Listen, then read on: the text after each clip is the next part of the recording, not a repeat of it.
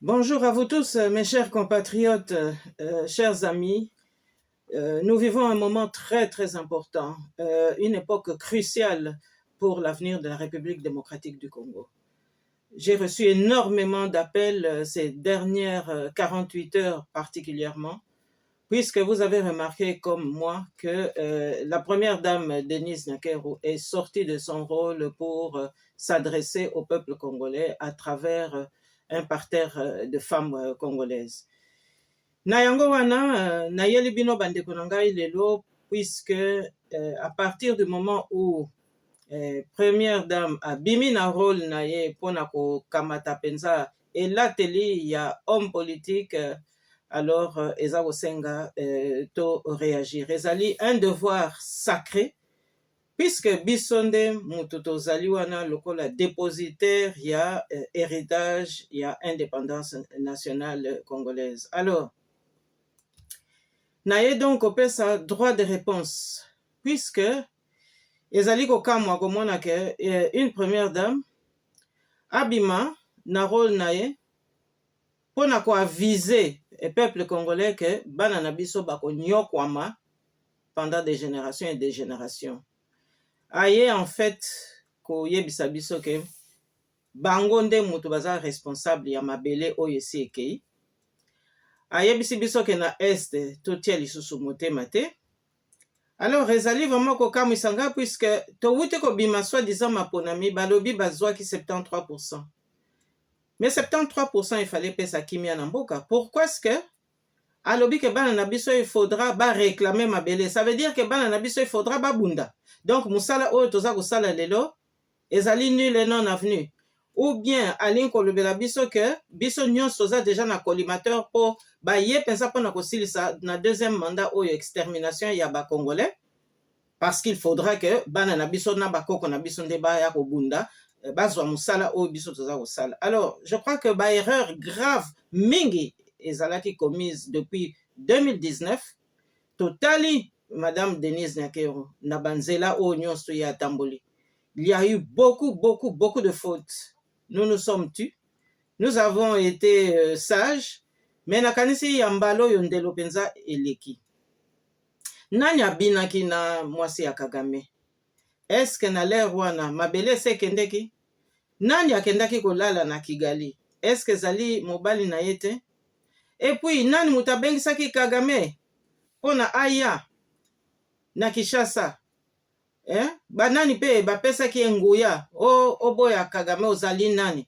Puisque toyebi biso nyonso ke lelo yo soki madame Denise Nyakero aza kokondane avenir ya bana na biso na bakoko na biso, mais ça veut dire que oyo Kagame aza kosala na M23 bango nde mutu bazali penza kosimba yango, bango nde mutu bazali penza na ye na mobali ne Félix nde bango bazali mapunzi ya invasion wana, ya menace wana, ya bassassinat wana.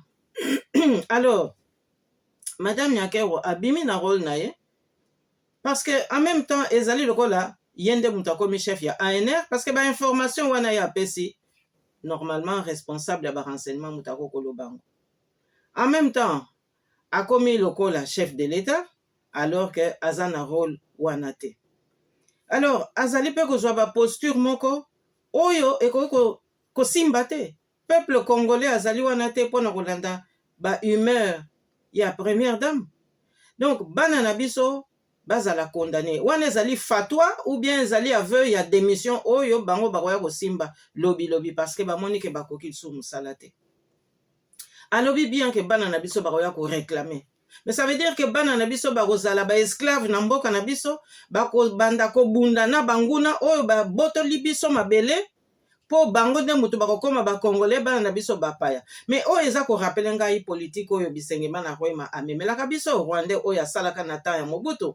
C'est-à-dire lokola kaka Denise Nyakero kokende kozwa ba Rwandais kopesa bango ba passeport, kokende kozwa ba Rwandais kopesa bango ba bourse d'études, noki lobi bazwi ba diplôme bango nde baya kokamba mboka, bango nde baya kosikola Congo, parce que Congo paraît-il ezali nde mabele na bango. Donc politique wana to monaki mbeba na yango pe to dénonçaki yango.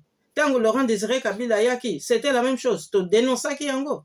Alors na lelo yo nga naza ko comprendre te est wana soki Denise Nyakero abimi po ya koloba ke non basi bazwi est.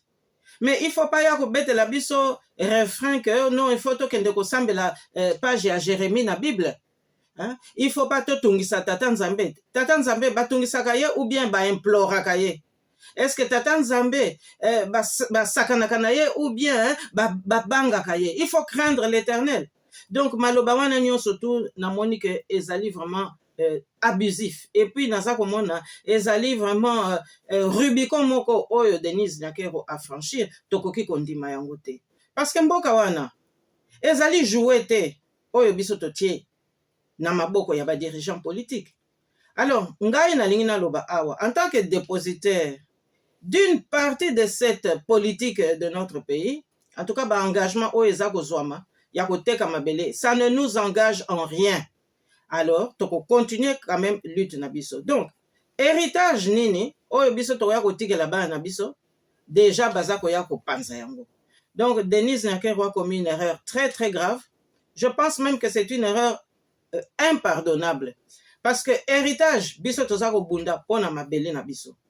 Alors nalingi pe na loba boy ezali kaka menace ya est te que Denise aye ko afficher aye lisusu ko confirmer biso que kuna na west c'est la même chose. Baza kolinga kosala ba amphithéose partout. Nani abosani que Denise Nyakero atindaki bandeko na mibali oyo bautaki Londres po baluka pe mabele ya Congo central parce que baza na posa ya koteka. Baza na posa ya kopanza pe kote wana. Baza na posa ya kodomine kote wana. Hein? Toyebi yango bien ba chef coutumier mingi na Congo central ba panzi bango ba botoli bango mabele. Alors nani ayebi te ke bandeko Denise Nyakero bazali sikoyo na ba plan pote ba concession nyonso to eza na ba fleuve bazwa yango. Nga naza koloba awa ezala na ba territoire ya Tchela mabele wana ezali ya koteka te parce que toyoki sikoyo ke bazali na ba plan pour que na lokola na est ba botoli na west pe ba botola puisque na west wana balingi sikoyo ba nyata penza ba fleuve mobimba bateka yango. Et na ba fleuve wana singini pe ezali na kati. Alors nga naza koloba awa en tant que ayant droit naza koloba ke mabele singini eza ya koteka te. Congo central ba fleuve ezali ya koteka te. Donc mbeba nyonso ese salami en tout cas ezali responsabilité na biso po to défendre yango. Alors nga nalingi naloba boy RDC ezali mboka oyo bakoko na biso batikela biso. Denise Nyakero rôle na yo ezali te ya koya kamba mboka wana. Alors lokola sikoyo yo moko lakisi ke mobile na yo akoki te ke mobile na yo zozwa ba décision politique pendant que mobile no azofanda na mesa na ba frère na ye Kagame entre autres. Alors je crois que nous ne parlons pas du même pays. Et donc moi je vous demande une simple chose, bokangaka bisaka bokende botika mabele na biso. Parce que nous ne pouvons plus accepter l'inacceptable. Nous ne pouvons plus tolérer l'intolérable et nous ne pouvons surtout plus défendre l'indéfendable. Or, vous vous êtes inscrits sur ce registre-là. Alors, ngai naza kosenga ba famille congolaise, ba maman congolaise, bo mitikate. On ne peut pas vous manipuler jusqu'à ce point. Journée de la femme ezali koya. Nalingi koyoka te ke ono ba manipuler lisusu bino po bokende kondima makambo Denise Nyakero akoya koyebisa bino. Azali ko travailler pour na bomengo ya bana na biso te. Azali ko travailler pour na bomengo ya basi oyo babomi na est te. Elle n'a rien dit là-dessus. Les millions de morts. Ba maman oyo baza ko kima lelo. Tomoni lobi lobi awa un bébé qui est mort et une maman aussi qui est morte. Et puis ba mususu baza ko nyata bango na ba motard. Baza ko kufa. Pona yango wana Denise Nyakero aza kobima te. Abimika apona koloba ke non bakoko na biso nde mutu baya kobunda mabele kende libela. Mabele ekokende te. Congo ekopanzana te. Toza komona pasi certes mais Congo ekokende te. Mais bino nde Denise Nyakero na mobile na yo bino nde mutu bokokende parce que trop c'est trop. Et je pense que nous avons fait preuve d'une très grande patience. La patience a des limites. Yangwana mama nangai naza koyebisa yo olekisi ndelo oyende kopanza ba famille ya Congo oyende ko panza ba héritage ba congolais, boyende ko bebisa oyo nzambe akelaki pona biso. Alors mutu na mutaza na mabele na ye, nzambe apesa ekolo na mabele na ye.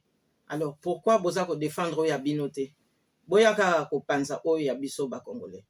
Na yango nasukisi wana pona lelo, mais nalingi sikoyo pe na mona ba congolais ba oyo nyonso baza concerné na ba mabele oyo nyonso baza ko panza, botelema totelema lokola kaka mutu moko po to défendre héritage na biso ya République démocratique du Congo. Toko solola na mikolo ekoya.